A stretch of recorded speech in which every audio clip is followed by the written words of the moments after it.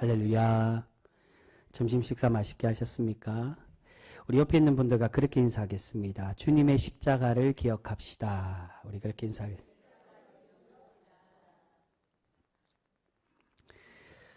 여러분, 우리는 지금 현재 사순절 5번째 주일을 보내고 있습니다. 우리 주님은 우리를 사랑하셔서 우리를 구원하시기 위해 십자가를 지시고 죽기까지 우리를 사랑해 주셨습니다. 그렇게 우리가 그 사랑을 잊지 않고 항상 기억하며 주님의 십자가를 쫓아 살아가는 그러한 거룩한 성도 우리 모두가 되실 수 있기를 주님의 이름으로 축복합니다. 우리가 그러한 사순절로 하나님의 은혜를 기억하고 주님의 은혜에 동참하고 주님의 그 고난에 함께 참여하며 보내는 우리 거룩한 우리 사순절 그러한 은혜 시간들 모두가 되실 수 있기를 바랍니다. 오늘 본문에서는 제자들의 두 번째 지위 다툼에 대한 말씀이 나오고 있습니다. 그런데 높은 지위를 얻기 위해서 오늘 말씀에 보면 누가 이 지위에 대해서 요청을 하고 있습니까? 세베대의 두 아들 야고보와 요한의 어머니가 예수님께 찾아와서 예수님께 청탁을 하고 있습니다. 우리 그 말씀 다시 한번 보겠습니다. 오늘 본문 말씀 20절과 21절 말씀입니다. 20절에서 21절 말씀 우리 성경을 같이 찾아보시면 좋겠습니다. 신약 33면에 있습니다. 20절 21절 같이 읽겠습니다. 시작. 그때에 세베대 아들의 어머니가 그 아들들을 데리고 예수께 와서 절하며 무엇을 구하니 예수께서 이르시되 무엇을 원하느냐 이르되 나의 이 두 아들을 주의 나라에서 하나는 주의 우편에 하나는 주의 좌편에 앉게 명하소서. 아멘. 여러분, 제자들의 지위 다툼은 이미 앞에 18장에 한번 나오고 있습니다. 그런데 거기와 오늘 본문 말씀은 사실은 차이가 있다라고 할 수 있습니다. 어떤 차이가 있느냐? 18장에서는 제자들이 어디에서 큰 자를 요구합니까? 천국에서 과연 누가 큰지를 예수님께 질문을 하고 있습니다. 근데 오늘 말씀 보면 이 두 아들의 어머니가 어디에 높은 자리를 달라고 합니까? 주의 나라에서 하나는 우편에 하나는 좌편에 있게 해달라고 예수님께 요청을 하고 있습니다. 여러분, 이것은 앞에 천국의 지위의 다툼과는 사실은 다른 것을 의미합니다.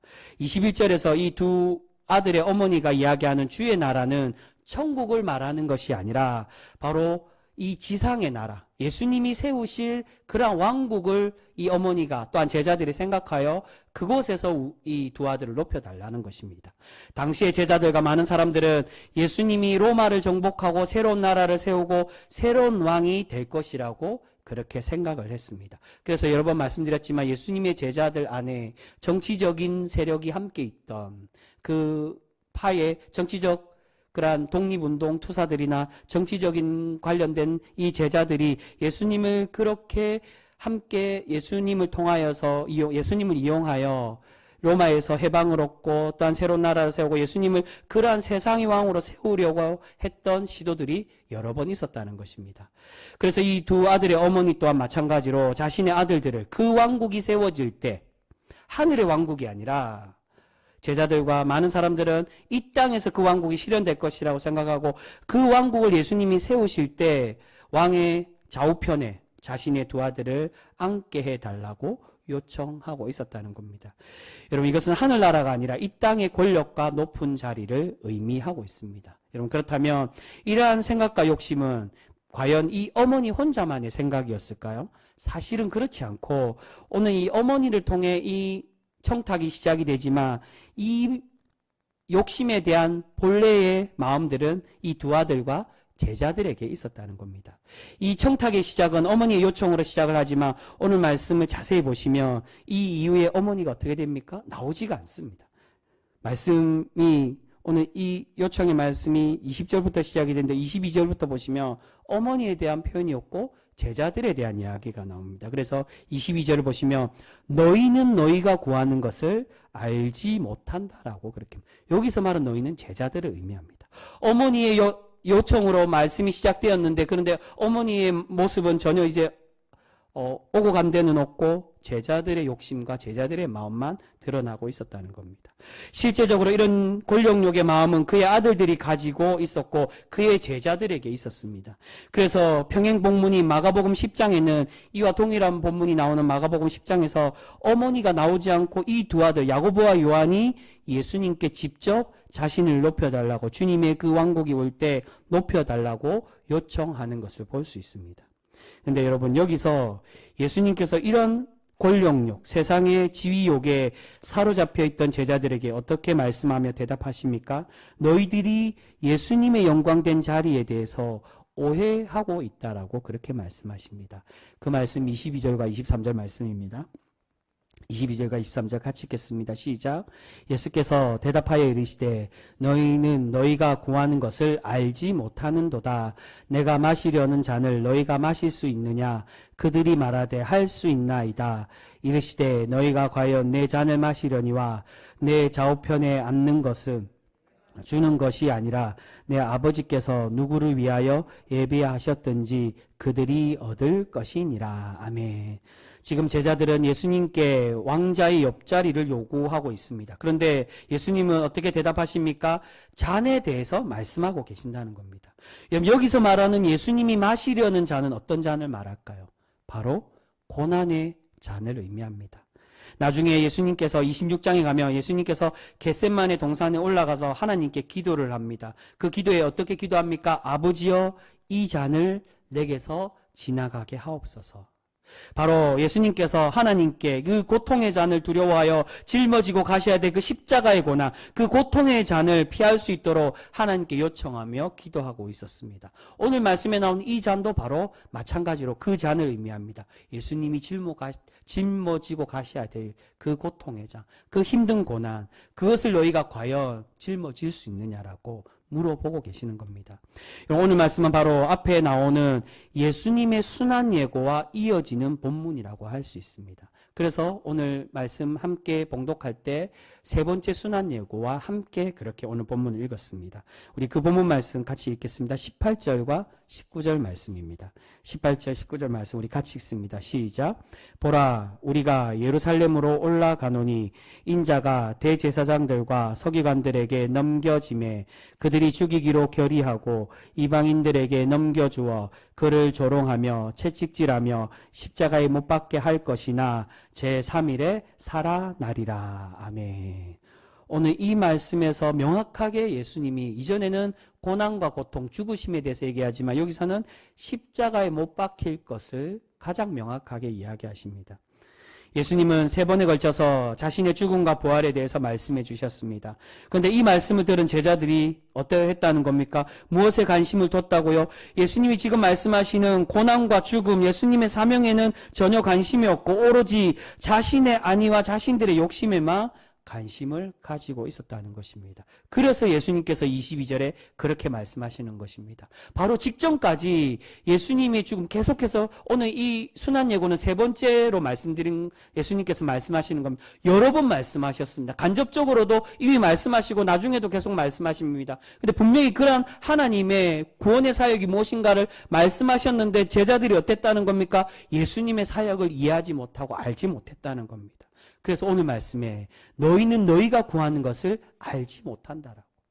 하나님의 영광된 자리가 과연 너희가 뭔지를 알았다며 두려워하고 떨며 나 자신조차도 겟셋마네 동산에 올라서 그렇게 땀이 피가 되도록 기도하며 하나님께 간절히 붙들고 기도했는데 너희는 그 자리를 너무 쉽게 생각한다고. 정말 너희가 생각한 영광의 자리로만 그렇게 오해하며 생각하고 있다라고 예수님은 말씀하고 계시는 것입니다.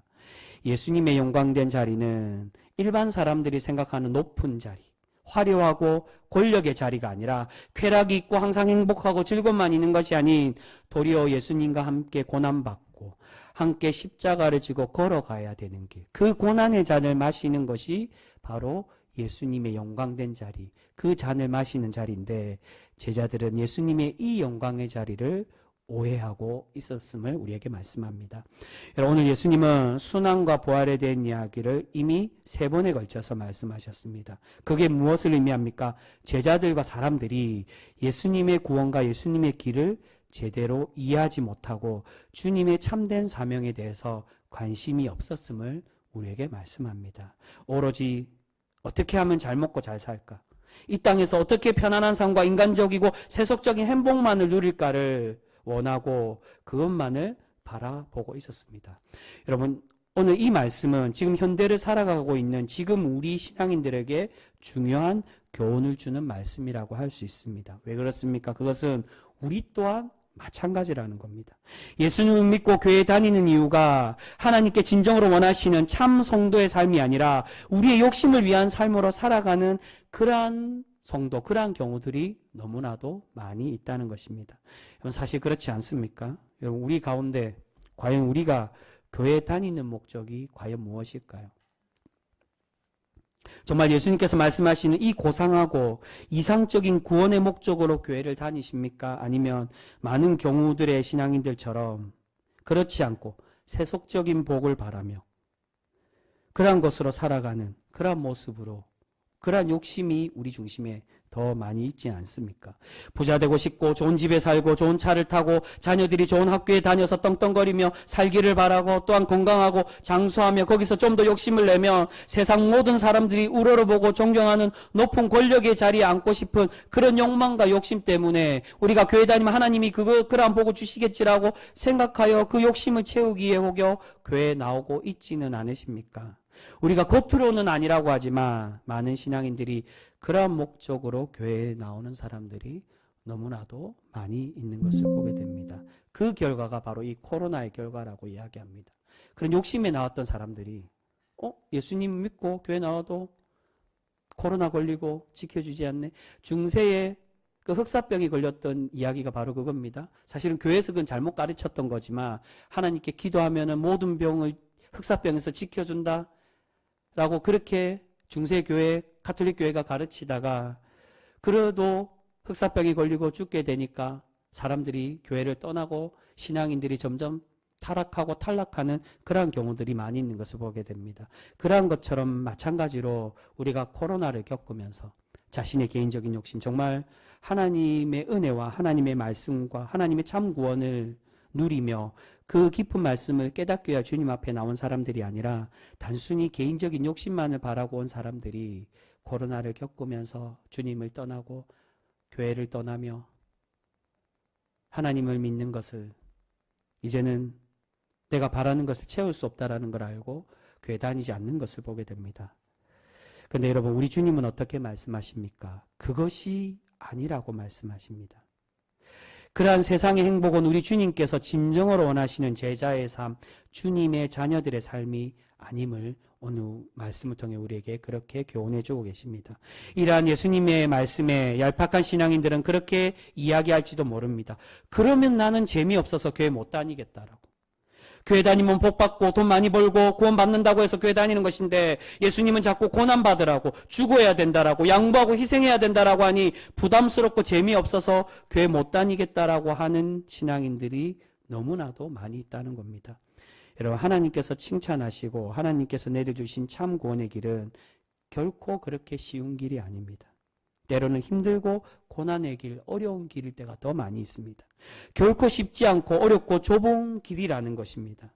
하지만 그 좁은 길, 험하고 힘든 길이지만 우리 주님은 어떻게 말씀하십니까? 그 좁고 험한 길을 걸어갈 때 주님께서 우리에게 참 구원으로 우리를 인도해 주시겠다라고 그렇게 말씀해 주십니다. 여러분, 오늘 예수님은 우리에게 세상과 다르게 구별되라고 그런 구별됨에 대해서 우리에게 요청하며 말씀하십니다.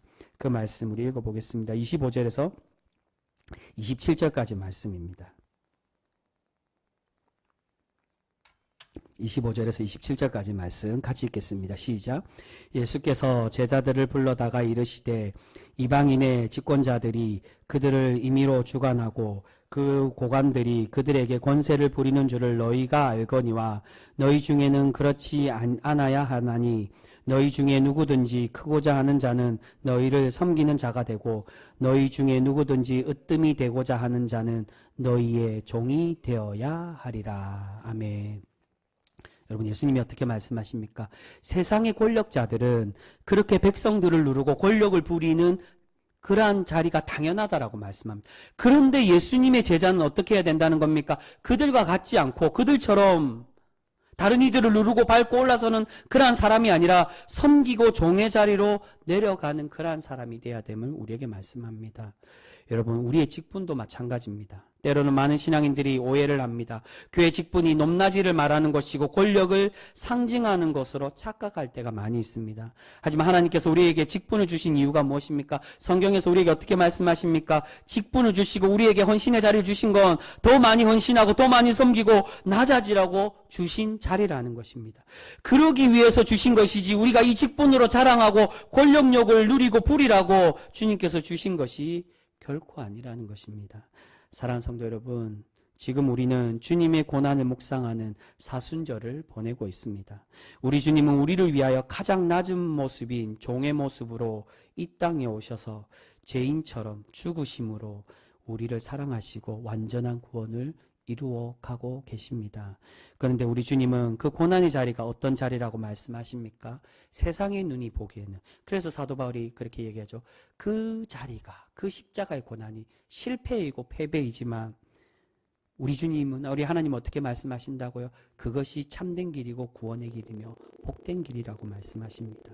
그 희생의 자리가 오늘 말씀에는 가장 높은 자리이고 영광된 자리라고 우리에게 말씀하십니다. 너희가 생각하는 그 영광된 자리, 주님의 그 쓴 잔을 마시는 자리라고. 그러한 곳으로 가야 된다고. 그것이 너희들은 쓴 잔이고 고통의 길이지만 하나님 보시기에는 하나님의 칭찬받는 그러한 영광된 자리임을 우리에게 말씀하고 계십니다. 우리 주님은 그렇게 하나의 미랄로, 희생의 미랄로 썩어지심으로 구원의 많은 열매를 맺고 계시는 줄 믿습니다. 여러분, 이제 우리 또한 욕망의 삶, 세상의 정욕을 바라며 살아가는 헛된 삶이 아니라 하나님께서 기뻐 받으시고 칭찬하시는 그러한 아름다운 성도들의 삶으로 살아가는 우리 귀한 신실한 신앙인 모두가 되실 수 있기를 소망합니다. 여러분, 이제 세상의 욕심, 세속적인 욕망을 내려놓는 그런 우리 신앙인들 되실 수 있기를 바랍니다. 우리 주님은 우리의 필요한 것을 이미 아시고 우리에게 필요할 만큼을 반드시 채워주실 줄 믿습니다. 그렇게 이제 우리에게 필요한 것은 이미 우리 하나님께서 허락해 주시고 주실 것을 위해 더 달라고, 더 필요하다라고 욕심내고 그렇게 하나님께 보채고 바라는 것이 아니라 이제 그 욕심의 마음은 내려놓고 오직 주님의 그 십자가의 길을 깊이 깨닫고 주님 가신 길을 쫓아서 사랑하며 섬기는 그런 복된 성도의 삶으로 살아가는 우리 귀한 성도 모두가 되실 수 있기를 소망합니다. 여러분, 주님이 우리에게 바라시는 건 때로는 경우에 따라 하나님이 사명을 주시는 이들의 그 환경과 또한 그 부여하신 사명에 따라 정말 고통스럽고 힘든 길을 갈 때도 있지만 대부분의 성도들에게 요구하는 건 양보와 희생을 요구하시는 겁니다. 헌신의 자리. 더 대단하고 더 큰 거, 그러한 길까지 가면 좋겠지만 가장 기본적인 거, 우리가 우리의 신앙의 삶들 속에서 일주일의 삶과 또한 교회에 와서 우리의 삶들 속에서 원하시는 것, 작은 자리라도 양보하고, 이 자리는 내 자리라고, 이 직분은 내가 받을 수 있는 직분이고 내가 헌신할 수 있는 자리고 나만 할 수 있다라고 욕심내고 나를 나타내는 것이 아니라 때로는 양보하고 또한 용서하고 사랑으로 섬길 수 있는 그러한 모습으로 살아가는 그러한 하나님의 헌신된 모습을 우리에게 바라고 계시는 줄 믿습니다. 사랑하는 성도 여러분, 아무쪼록 우리가 이 사순절 기간을 보내면서 주님의 그 영광된 길을 온전히 쫓아 살아가 하나님이 기뻐 받으시고 하나님께 칭찬받는 그러한 복된 성도의 삶들 모두가 되실 수 있기를 소망합니다. 우리가 그러한 삶으로 살아갈 때 오늘 하나님은 네가 누구보다도 앞에 18장에 제자들에게 말씀해 주신 것처럼 하늘에서 가장 높은 자라고 하나님의 그 영광된 자리에 비록 세상이들은 쓰디 쓴 자, 고통의 길을 걸어간다라고 말하지만 우리 주님은, 우리 하나님은 우리를 칭찬하시며 그 길이, 우리의 가는 길이 복된 길이며 하나님의 복이 예비되고 하나님께 칭찬받는 길임을 우리에게 말씀해 주시며 우리에게 위로해 주실 줄 믿습니다. 그러한 참된 길로 살아가는, 내가 즐겁고 내가 만족하고 다 필요 없고 난 세상의 복만 누리면 돼 라고 말하는 그 거짓된 길로 가는 게 아니라, 그런 거짓된 말씀에 현혹되어 그곳으로 가려고 하는 것이 아니라 하나님의 진리된 그러한 삶으로 살아가는 주님의 칭찬받는 우리 복된 성도, 우리 귀한 병성교회 모든 성도 되실 수 있기를 주님의 이름으로 축복합니다. 기도하겠습니다.